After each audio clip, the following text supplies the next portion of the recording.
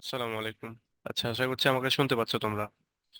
দেখো, আজকে আজকে আমাদের প্রথম ক্লাস, এটা ফর্মালি থার্ড ইয়ারের। গতদিনে আমাদের ওইটা কাইন্ড অফ ওরিয়েন্টেশন বা আমরা সিলেবাসটা বোঝার চেষ্টা করেছি এরকমটা।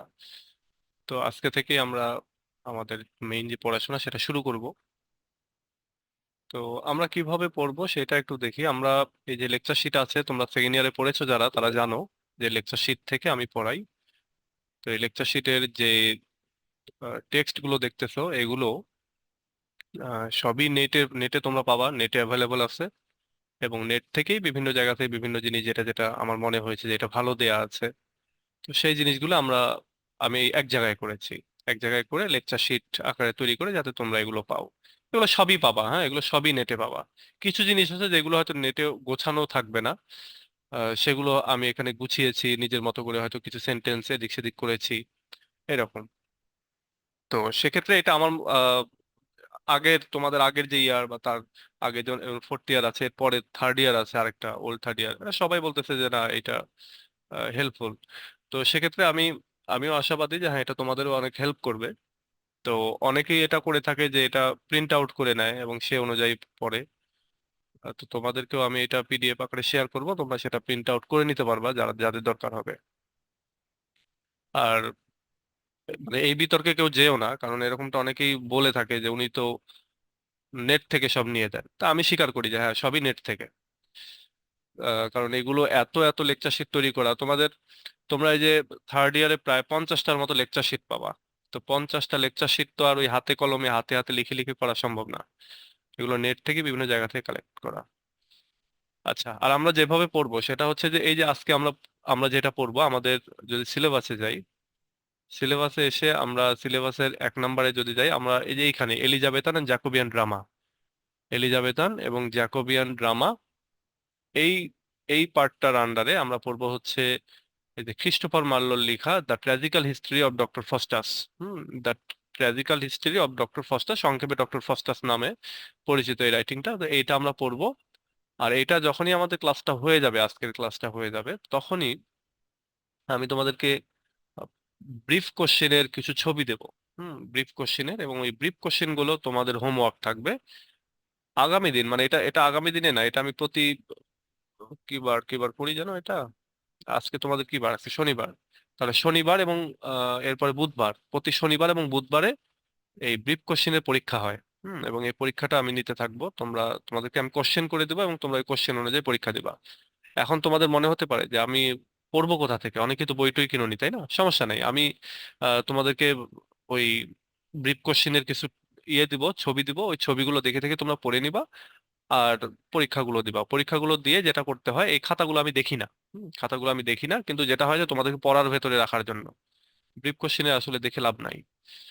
তো তোমরা পড়বা, পড়ে পরীক্ষাটা দিবা। পড়াটা হচ্ছে এটাই, কারণ যেটা হয়ে থাকে থার্ড ইয়ারে আসলে ওই ব্রিফ কোশ্চেন কেউ পড়ে না। আর ব্রিফ কোশ্চেন না পড়ার কারণে লাস্টে গিয়ে পরীক্ষায় গিয়ে হায় হায় করে।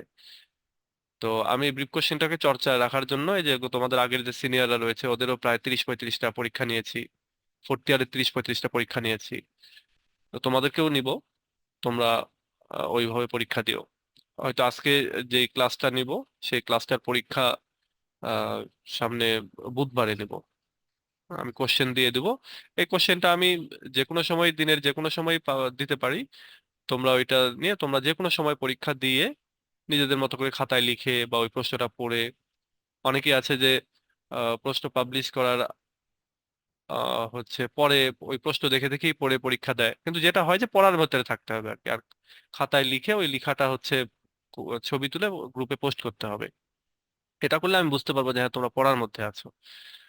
তো এটা করবা। আর আমি পরীক্ষার টাইমটা যেটা করে থাকি সেটা হলো তোমাদের ক্লাসের আগের 45 মিনিট। হ্যাঁ, তোমরা এখন যেমন ধরো তোমাদের 7:30টায় তো হচ্ছে, এই পৌনে 7টা থেকে পরীক্ষাটা হবে। এই আধা ঘন্টা ব্যাপী বা 40 মিনিট ব্যাপী এরকম পরীক্ষাটা হয়। তো সেই পরীক্ষা অনুযায়ী তোমরা একটা দুইটা দাও, দিলেই বুঝতে পারবা এবং এটা পারবা তোমরা। আবার অনেকে তোমরা বলতেছো বই কিনা লাগবে কিনা, তো আপাতত বই না কিনলেও হবে। বই একবারে কেউ কিনো না, হ্যাঁ, বই একবারে কেউ কিনো না। যখন যেটা দরকার হবে ধীরে ধীরে ধীরে, তোমার কলেজে ক্লাসগুলো শুরু হবে, আমরা এখানে যেগুলো পড়াচ্ছি সেগুলো ধীরে ধীরে ধীরে তোমরা কিনবা। একবারে যা 3 4 5 হাজার টাকা দিয়ে কিনবা, পরে দেখবা যে লাইব্রেরি আলা 2 4 5টা বই ঢুকাই দিছে যেগুলো তোমার কোনোদিনই কাজে লাগবে না। তো ওইভাবে টাকা নষ্ট করার দরকার নাই। গাইড গুলো তোমরা ফ্রেন্ডস বুক পাবলিকেশনের গাইড কিনতে পারো, লেকচারের কিনতে পারো। পরীক্ষার আগে দিয়ে তোমাদের সিনিয়ররা অনেকে বই বের করেছে, তাদের ওইগুলো কিনতে পারো। তো সব মিলিয়ে একটা ভালো প্রিপারেশন হয়ে থাকে থার্ড ইয়ারে। কিন্তু যেটা করতে হবে, প্রথম থেকেই পড়াশোনা করতে হবে, থার্ড ইয়ারে কোনো ফাঁকি ঝুঁকি দেওয়ার সুযোগ নাই। এটা হচ্ছে মাথায় রাখতে হবে। ওকে, তো চলো আমরা শুরু করি। আমরা tragical history of doctor Faustus, এইটা the tragical history of doctor Faustus, এটা আমরা পড়ি। তো দেখো, আমরা এখানে যদি শুরু করি, আচ্ছা তোমাদের কারো কোনো কোশ্চেন থাকলে করতে পারো, হ্যাঁ, থার্ড ইয়ারকে বেস করে আর কি। যে কোনো কোশ্চেন যে কোনো সময় করতে পারো, যখনই যার মাথায় কোনো কোশ্চেন আসবে। থার্ড ইয়ারে কিন্তু ফুল ফ্রিডম তোমাদেরকে দেওয়া হয়, কারণ থার্ড ইয়ারে অনেক কোশ্চেন অনেক মাথায় আসে, দেখা যায় যে লাস্টে গিয়ে আর মনে থাকে না। আর থার্ড ইয়ারে একটু কথা বলতে হয়, কথা বলতে হবে। সেকেন্ড ইয়ার ফার্স্ট ইয়ারে যারা জীবনেও কথা বলনি, তারা একটু কথা বলার চেষ্টা করবা। যে প্রশ্নটা যখনই মাথায় আসবে, আসসালামু আলাইকুম স্যার। হ্যাঁ, যে প্রশ্নটা যখনই মাথায় আসবে স্পিকার অন করে তখন জিজ্ঞাসা করবা সাথে সাথে। হ্যাঁ, ওয়ালাইকুম সালাম। স্যার, স্যার সেকেন্ড ইয়ারে যেমন sir history of English literature যে একটা মেন বই কিনছিলাম, থার্ড ইয়ারে এরকম দু একটা মেন বই কিনা লাগবে স্যার, নাকি স্টাডি গাইডই কিনবো সবগুলা? থার্ড ইয়ারও বই কিনতে হবে, কিন্তু বইগুলো তোমার প্যারাফ্রেজ টাইপের। থার্ড ইয়ারে একটা হচ্ছে স্টাডি গাইড, আর একটা হচ্ছে মেইন বই, কিন্তু আরো একটা আছে মেইন বই, সেটা হচ্ছে মেইন টেক্সট। ওই মেইন টেক্সট কিনতে হবে না। এই যে ডক্টর ফস্টাসকে রিলেটেড একবারে ওই রাইটারের লেখা, ও যে ভাষায় লিখেছে সে ভাষায় মেইন টেক্সট আছে, ওই টেক্সট কিনতে হবে না। কিন্তু এমনিতেই একটা প্যারাফ্রেজ টাইপের একটা বই আছে, ওই বইটা কিনতে হবে। ও স্যার, যেমন স্যার লিঙ্গুইস্টিক অথবা ক্রিটিসিজম রেগুলার কি স্যার ওই যেটা বলেন ওইটা কিনলে হবে, নাকি স্টাডি হ্যাঁ, গাইডও কিনতে হবে সাথে সাথে? আর সাথে স্টাডি গাইডও কিনতে হবে। ওই তো বললাম যে স্টাডি গাইড গুলো এগুলো পরে কিনো, এগুলো পরে আরো যদি 6 মাস পরে স্টাডি গাইড কিনো কোনো প্রবলেম নাই। তো আগে ওয়েট করো, আগেই যদি কিনে ফেলো দেখবা যে এমন একটা কিনেছো যেটা কাজে লাগতেছে না। আবার অনেক সময় এরকম হয় যে মাঝে মাঝে সিলেবাস চেঞ্জ হয়, দেখা গেল যে 2 মাস 3 মাস পরে দেখলা যে একটা দুইটা স্টোরি নতুন ঢুকাই দিছে। তখন কি আর করা, ওই বইটা তখন আবার নতুন করে কিনতে হবে। তো এই জন্য একটু ওয়েট না করো। স্যার, তাছাড়া তো আপনি তো প্রশ্ন দিয়ে দেন স্যার, ওই ওই প্রশ্নগুলো ফলে স্যার একটু বেশি বোঝা যায় স্যার আপনার ভাষাগুলো। আচ্ছা, ওই তো ওই জন্যই বললাম যে একটু ওয়েট করে কিনো। পরবর্তীতে তুমি নিজেই বুঝতে পারবা, তোমরা নিজেরাই বুঝতে পারবে কোনটা কিনতে হবে কোনটা কিনতে হবে না। আর আমি তো ওকে স্যার। শতভাগ নোট দিয়ে দেবো, সো সেটা জি টেনশন স্যার। নাই। ওকে, তো চলো আমরা শুরু করি। দেখো, ডক্টর ফস্টাস লিখেছেন হচ্ছে Christopher Marlowe. Christopher Marlowe William শেক্সপিয়ারেরও আগের কিন্তু রাইটার। দেখো, তিনি মারাই গেছেন 93 সালে। এবং বলা হয় যে ক্রিস্টোফার মার্লোকে উইলিয়াম শেক্সপিয়ার অনেক দিক দিয়ে ফলো করেছেন। উইলিয়াম শেক্সপিয়ারের রাইটিং এর ক্ষেত্রে, ড্রামা রাইটিং এর ক্ষেত্রে অনেক দিক দিয়ে তিনি ফলো করেছেন ক্রিস্টোফার মার্লোকে। তো ক্রিস্টোফার মার্লো এই এই লেকচার শিটে আমি আরো কিছু ইনফরমেশন অ্যাড করব। এটা আমি আজকে প্রথম, আমি একটু আগে অন করে দেখতেছি, দেখো কিছু ইনফরমেশন এখনো গ্যাপ আছে। তো এগুলো অ্যাড করে দেবো, এগুলো অ্যাড করে দিয়ে আমি পিডিএফ রাতের মধ্যে পাঠিয়ে দেবো তোমাদেরকে, তোমরা ডাউনলোড করে নিতে পারবা। আর আরেকটা জিনিস এখানে একটু রেডি করি আর কি। রেডিটা হচ্ছে যে এই জায়গায় একটা চ্যাট গ্রুপ খুলবো আমরা, এই এই গ্রুপের আন্ডারে। যা এই এই চ্যাট গ্রুপে তোমরা হচ্ছে ইয়ে পাবা, থার্ড ইয়ার তোমাদের সেশন হচ্ছে, তোমাদের সেশন কত, 21/22 20 21।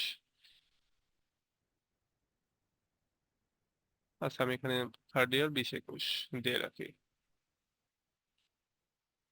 থার্ড ইয়ার 20 21 এই যে চ্যাট গ্রুপটা খুললাম, এই গ্রুপে আমি, সরি টু সে, এই গ্রুপে সবাইকে অংশগ্রহণ করানো যায় না। এটা কেন যায় না আমি জানি না, এটা ফেসবুক প্রত্যেকই হয়তো বা রেস্ট্রিক্টেড থাকে। যেমন এই যে অল মেম্বার্স, তোমরা এই কমিউনিটিতে যারা যারা আছে এই গ্রুপে, আমি সবাইকে সিলেক্ট করে এই যে ইনভাইট করতেছি, দেখবা তারপরেও কারো কাছে যাবে না, কারণ এটা ফেসবুকই হয়তো দেখা যাচ্ছে কাউকে রেস্ট্রিক্টেড করে দেয়, এটা সেটা করে দেয়। তো যাদেরকে ইনভাইট করলাম তারা জয়েন করো, বাকি যারা ইনভাইট করতে পারতেছি না সেটা আমার হাতে নাই আসলে, তারা এখানে জয়েন করবে। আর এখানে আমি পিডিএফ দিব, এখানে গ্রুপে সব জায়গায় দিব পিডিএফ, কিন্তু এখান থেকে নাকি ইজিলি ডাউনলোড করা যায়, এই জন্য এটা খোলা। আর তোমরা নিজেরা নিজেদের ভেতরে যে চ্যাটিংটা চালানোর, এসে এই গ্রুপের আন্ডারে এইখান থেকে করবা, তাহলে দেখবা যে ইজি হচ্ছে। আর দয়া করে কেউ এখানে অন্য কোনো গ্রুপের লিংক বা অন্য কোনো গ্রুপের টেক্সট এগুলো তোমরা দিবা না, কারণ ওইটা দিলে যেটা হয় যে মানে এটা আমার প্রবলেম না, আমি জানি যে মানে আমাদেরই অনেক স্টুডেন্ট যারা 20, 22, 18, 19 সালে পড়েছে, তারাই এখন বিভিন্ন গ্রুপ টুপ খুলেছে। তো ওদের ওখান থেকে কেউ পোস্ট করলে আবার আমাদেরকেই বলে আমরা নাকি কপি করতে পারি। এই জন্য আমি চাই না যে ওরকম কোনো বিতর্ক যায়। তো এইখানে আমি দিতে থাকবো, তোমরাও এই জায়গাটাতে ইউটিলাইজ করবা এখানে ওই বিভিন্ন জিনিস আপ করার জন্য আর কি। বিশেষ করে পিডিএফ গুলো ডাউনলোড করার জন্য এই জায়গাটা খুব ভালো। এখানে ডাউনলোড অপশন পাওয়া যায়, আমি শুনেছি আর কি, মোবাইল থেকে ডাউনলোড অপশন পাওয়া যায়। Okay, তো এটা এখানে থাকলো। ভাইয়া, এই গ্রুপের ইনভাইটেশন কি নোটিফিকেশনে আসবে? হ্যাঁ, যাওয়ার কথা, যাওয়ার কথা। হ্যাঁ, এই তো চলে আসছে, একজন দুজন জয়েন করে ফেলেছো। হ্যাঁ স্যার, আসছে। হ্যাঁ, আর আরেকটা জিনিস, তোমরা তোমাদেরকে অনেকেই বলবা যে বলে বলে যে আমার কাছে তো কোনো নোটিফিকেশন যায় না। তো দেখা যায় যে দীর্ঘদিন যদি তুমি গ্রুপের কোনো পোস্টে লাইক না দাও বা ইন্টারাকশন তোমার না থাকে, তাহলে যেটা হয় যে ফেসবুক নিজেরাই ওই নোটিফিকেশন অফ করে রাখে। হ্যাঁ, তোমার কাছে যায় না, মানে এই নোটিফিকেশন আসলে আমি দেই না, হ্যাঁ ফেসবুক নিজেই দেয়। ফেসবুক তোমার ইয়ে করে যে আহ, যদি তোমার এখানে ইন্টারাকশন থাকে, একটু লাইক দাও, কোথাও একটু কমেন্ট করো, তখন ফেসবুক মনে করে যাচ্ছে এই গ্রুপটা তোমার জন্য দরকারি, এই জন্য আমি এই গ্রুপে যখন যা পোস্ট করবো তখন সে তোমাকে নোটিফিকেশন দেখাবে। তো এই জন্য তোমরা তোমাদের অনেকেই বলে যে কই ক্লাস হচ্ছে, আমি তো জানি না, আমি অসুস্থ ছিলাম, এরপরে আমার কাছে কোনো নোটিফিকেশন আসে না। এটা অনেকেই বলে। অনেকে আবার আমাকে বলে যে স্যার আমার 2 মাসের পেমেন্ট বাকি আছে, তাই আমাকে নোটিফিকেশন দিচ্ছেন না। তো এটা না, তোমাদের যখনই দেখবা যে নোটিফিকেশন যাচ্ছে না, একটু লাইক টাইক দিবা, দেখবা যে ফেসবুক তোমাকে নোটিফিকেশন দেওয়া শুরু করেছে। আচ্ছা, তো চলো আমার যাই হোক, আসে নাই ভাইয়া। অনেক অনেক গল্প টল্প হইলো। হ্যাঁ, ওইটা তোমাকে দেখি ম্যানুয়ালি আমি অ্যাড করব পরবর্তীতে। আর ওইটা যদি না হয় তাহলে ওই যে বললাম যে এটা ফেসবুক রেস্ট্রিক্টেড করে, এটা মানে ফেসবুকের হাতে কন্ট্রোল, আমার হাতে নাই। আচ্ছা, আমি তারপর ম্যানুয়ালি চেষ্টা করব। তো চলো আমরা এবার এটা পড়ি। দেখো, এই স্টোরিটার নাম হচ্ছে পুরোটা, এটা একটা ব্রিফ কোশ্চেন যে what is the full name of doctor Faustus. তো ডক্টর ফস্টাসের যে রাইটিংটা, সেটা ফুল নেম হচ্ছে the ট্র্যাজিক্যাল history of the life and death of doctor Faustus. এইটা হচ্ছে ফুল নেম। তো এটাই একটা তোমাদের ব্রিফ কোশ্চেন, এবং এই ব্রিফ কোশ্চেনটাও আসে, সুতরাং সুতরাং এটা মুখস্থ রাখবা। Commonly refer to simply as doctor Faustus, commonly এখানে এই রাইটিংটাকে ডক্টর ফস্টাস নামে ডাকা হয় বা রেফার করা হয়। এটা মূলত is an Elizabethan tragedy by Christopher Marlowe. এটা একটা এলিজাবেথান ট্র্যাজেডি। এটা তোমাদের এটাও একটা ব্রিফ কোশ্চেন যে এটা কোন যুগের রাইটিং, এটা কেমন রাইটিং। তখন এই যে এলিজাবেথান ট্র্যাজেডি, এটা ক্রিস্টোফার মার্লো লিখেছেন। Based on German stories about the title character Faustus, মানে ফস্ট আর কি। বলতেছে যে এই যে তিনি লিখলেন, এই লেখাটা কিসের ভিত্তিতে লিখলেন। তো একটা একটা জার্মান কিছু স্টোরি আছে, যে স্টোরিগুলোর টাইটেলটাই হচ্ছে ফস্ট। তো এই ফস্ট টাইটেলটা ওখান থেকে নিয়েছেন, ওই জার্মান স্টোরিগুলোর উপরে বেস করেই তিনি মূলত এই রাইটিংটা লিখেছেন। It was probably written in 1592 or 1593। বলা হচ্ছে এইটা সম্ভবত লিখা হয়েছে 1592 থেকে 1593 সালের দিকে, শর্টলি বিফোর মার্লোজ ডেথ, মার্লো মারা যাওয়ার ঠিক কিছুদিন আগে। Two different versions of the play were published in the Jacobean era several years later. বলা হচ্ছে অনেক বছর পরে জ্যাকোবিয়ান যে যুগটা ছিল, জ্যাকোবিয়ান যুগে এই টু ভার্সন, এই নাটকের 2টা ভার্সন আর কি পাবলিশ করা হয়েছিল। তো এইটুকুই এই নাটক সম্পর্কে তথ্য। এবার দেখো থিম, সিন, রিডেমশন অ্যান্ড ড্যামনেশন। তো যাই হোক, এই হচ্ছে আমাদের এইটার সামারি, মেইন ঘটনা। এই ঘটনাটা মনে রাখবা, আর আরেকটা জিনিস ওই বাংলা ট্রান্সলেশন পড়বা, তাহলে এটা ক্লিয়ার হয়ে যাবে। বাংলা ট্রান্সলেশন খুঁটিনাটি আরো কিছু পাবা, এই জন্য আর কি পড়তে বলা। বা যদি না পড়ো তাতেও সমস্যা নাই, এটুকু ঘটনা জানলেই হবে যে ডক্টর ফস্টাস একজন স্কলার, তিনি প্রচুর পড়াশোনা করেছেন এবং তিনি দেখেছেন যে তার দেশে যে মানে যে প্রচলিত যে শিক্ষা ব্যবস্থা, সেই শিক্ষা ব্যবস্থায় তিনি আর জ্ঞান অন্বেষণের কোনো কিছু নাই, তিনি সব পড়ে ফেলেছেন। তারপরে তার মনে হলো যে না, আমি আরো কিছু চাই। এবং তখন তিনি আহ তার মনে হলো যে আচ্ছা, আমি ম্যাজিক কেন শিখতেছি না। তখন তিনি ভ্যালদেস এবং কর্নেলিয়াস নামে 2জন স্কলারের কাছে যান, যারা আবার ম্যাজিকে পারদর্শী। তাদের কাছে তিনি ম্যাজিকটা শিখেন, এবং ম্যাজিকটা শিখেই তিনি মেফিস্টোফেলিসকে, শয়তানকে কল করেন এবং শয়তানের কাছে বলেন যে আমাকে পাওয়ার দাও, আমি যা ইচ্ছা তাই করতে চাই। তখন সে বললো যে আচ্ছা ঠিক আছে, তাহলে আমি একটু ঘুরে আসি। তখন সে তার ওই যে লুসিফারের কাছে যায়, লুসিফার বলে যে আচ্ছা ঠিক আছে, এবং কিন্তু এর বিনিময়ে তোমাকে আহ হচ্ছে তোমার সোলটাকে বিক্রি করতে হবে। আমাদের কাছে দিয়ে দিতে হবে, এবং তুমি 24 বছর সময় পাবা। তো বলছে আচ্ছা ঠিক আছে, এবং তিনি নিজের ব্লাড দিয়ে আসলে ওই বন্ডটা সই করেন, এবং আলটিমেটলি তিনি অনেক ফান মজা টজা এটা সেটা করেন। কিন্তু ওই 24 বছর পর তার মৃত্যুর সময় এসে যায়, এবং তখন তিনি বন্ধুদের কাছে স্বীকার করেন যে আমি তো আমার নিজেকে এভাবে বিক্রি করে দিয়েছি। এবং একটা সময় গিয়ে তিনি হচ্ছে শয়তানকে দোষারোপও করতে থাকেন, কিন্তু করার কিছু থাকে না। তিনি গডের কাছে মাপ চাইতে থাকেন, কিন্তু ওই সময়টাতে মৃত্যুর আগে আসলে তাকে আর ওইটাও গ্রহণ করা হয় না, এবং আলটিমেটলি শয়তান তাকে জাহান্নামের দিকে নিয়ে চলে যায়। তো এই হচ্ছে ডক্টর ফস্টাসের কাহিনী, এবং এই কাহিনীটা মনে রাখতে হবে। এই কাহিনী থেকে আমরা যখন ব্রিফ পড়বো তখন আরো আমরা জানবো। আচ্ছা, এটা হচ্ছে প্লট সামারিটা হলো তোমার নাটকে কিছু প্লট থাকে। হুম। এটা সেকেন্ড ইয়ারে তোমরা যে সফোক্লেস এর যে ইডিপাস রেক্স পড়েছো, ম্যাকবেথ পড়েছো, এইগুলোতে প্লট থাকে, হ্যাঁ, বা অঙ্ক বলি আমরা যেটাকে, এই টাইপের। তো এই প্লট ওয়াইজ যে সামারি, যেমন আমরা পড়ে থাকি না, আমরা যেমন কবিতাগুলোতে পড়ে থাকি যে স্ট্যানজা ওয়াইজ সামারি, স্ট্যানজা বাই স্ট্যানজা, এখানে প্লট বাই প্লট কিছু সামারি থাকে, প্লট ওয়ান প্লট টু এরকম। এখানে দেয়া আছে, এটুকু তোমরা পড়ে নিতে পারো, এখানে আরো কিছু ইনফরমেশন আছে নতুন পাবা। তো আগামী 2 দিন তোমরা এটা নিয়ে একটু পড়াশোনা করবা। আমি নিজে ওই যে দিব, এই ক্লাস শেষেই দিব আর কি। ক্লাস শেষে বলতে 10, 10:30 পরে দিব, আমার আরো 2টা ক্লাস আছে, ওল্ড থার্ড ইয়ার এবং ফোর্থ ইয়ার আছে। তো ওইটা শেষে গিয়ে আমি তোমাদেরকে এইটার পিডিএফ দিয়ে দিব, প্লাস হচ্ছে কোশ্চেন দিয়ে দিব, প্রশ্ন দিয়ে দেবো, ওইগুলো পড়বা, এবং সামনে বৃহস্পতিবারের দিন আমাদের এটার উপরে পরীক্ষা হবে। Who is Lucifer and who is Beelzebub, এই দুইটার প্রশ্নের উত্তর কি লিখতে হবে। আচ্ছা, যখন এগুলো আসবে তখন দিব। লুসিফার হচ্ছে মেইন শয়তান, হ্যাঁ, আর বেলজিবাব এটা হচ্ছে যে প্যারাডাইস লস্টের একটা ক্যারেক্টার। এগুলো তুমি কোথায় পাচ্ছ আমি জানি না, তবে এগুলো আগে এত ঘাটাঘাটি করার দরকার নাই। তুমি যদি নিউ থার্ড ইয়ার হও, এত বেশি হন্তদন্ত করা যাবে না, হ্যাঁ।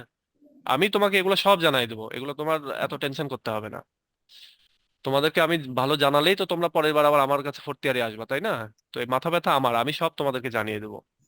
বেলজিবাব নামক কোনো ক্যারেক্টার নেই এখানে, মূলত বেলজিবাবের সাথে তুলনা করা হয়েছে, যেটা আমি প্রথমেই বললাম, যে লুসিফার এবং মেফিস্টোফেলিস, এই দুইটা ক্যারেক্টার হচ্ছে ডক্টর ফস্টাসের।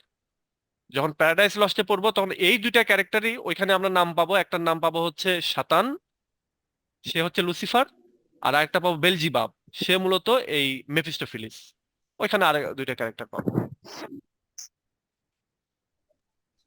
স্যার, হ্যাঁ, কিং অফ আন্ডারওয়ার্ল্ড আর প্রিন্স অফ আন্ডারওয়ার্ল্ড, স্যার এগুলো দ্বারা কি বোঝানো হয়েছে স্যার? মানে এগুলো একটু। জাস্ট কিং বলতে ওখানকার প্রধান, আন্ডারওয়ার্ল্ড মানে দোজক, দোজকের প্রধান আর কি সে। হ্যাঁ, আমি ওইটাই বললাম যে আমরা যখন প্যারাডাইস লস্ট পড়বো তখন এই দুইটার সাথে কানেক্ট করতে পারবা তোমরা, তখন আরো কিছু জানতে পারবা, নলেজটা পরিপূর্ণ হবে। তো এই হচ্ছে কিং বলতে ওইখানকার হচ্ছে তোমার আহ বলতে পারো হচ্ছে রাজা, প্রধান। আর প্রিন্স হচ্ছে ওখানকার সেকেন্ড ইন কমান্ড, মানে রাজার পরেই যার অবস্থান এইটা। ওখানে কোনো রানী টানি বা কোনো কিছু এসবের কোনো উল্লেখ নাই, শুধু জাস্ট এটা বলা হয়েছে তাই, প্রিন্স বলা হয়েছে তাই। আমরা প্রিন্সের জায়গায় যদি বলতাম যে সেকেন্ড ইন কমান্ড, হ্যাঁ, তাহলেই হতো। লুসিফারের কাহিনী নমরুদের মতো না। আচ্ছা, যাই হোক, এগুলো তোমরা বিভিন্ন জায়গায় মেলাইতে পারবা আর কি। তোমরা অডিট হয়েও না, আমি এই যে দিব তখনই তোমরা অনেক কিছু পেরে যাবা, হ্যাঁ। ব্রিফ কোশ্চেন দেবো, তো আমি ব্রিফ কোশ্চেনের দেবো, ছবি টবি দেবো রাত 10টার দিকে, 10টার পরের দিকে, 10:30টার দিকে। তখন তোমরা পেরে যাবা এগুলো। এগুলো সামনে কালকে সারাদিন পড়বা। তারপরে আবার পরের দিন আবার আমরা নেক্সট আরেকটা যে স্টোরি আছে ওই স্টোরিতে চলে যাব। নেক্সট স্টোরিটা যেমন ম্যাকবেথে যাব। ম্যাকবেথে আমাদের হয়তো 2 দিন ক্লাস নেওয়া লাগবে, পার্ট ওয়ান পার্ট টু করতে হবে, কারণ এগুলো একটু বড়। আর ওই সবগুলোরই এগুলো পড়বো, এবং প্রতি শনিবার এবং প্রতি বুধবার আমরা আমরা পরীক্ষা দিতে থাকবো। মোটামুটি 40টার মতো পরীক্ষা দিলেই আমাদের ব্রিফ কোশ্চেনের যত পরীক্ষা সেটা শেষ হয়ে যাবে। এবং এটা আমাদের সময় লাগবে হচ্ছে 40টাতে 3 মাস, 3.5 মাস সময় লাগবে। এত এত কি লাগবে? আর একটু বেশি লাগবে, কারণ সপ্তাহে তো 2টা করে।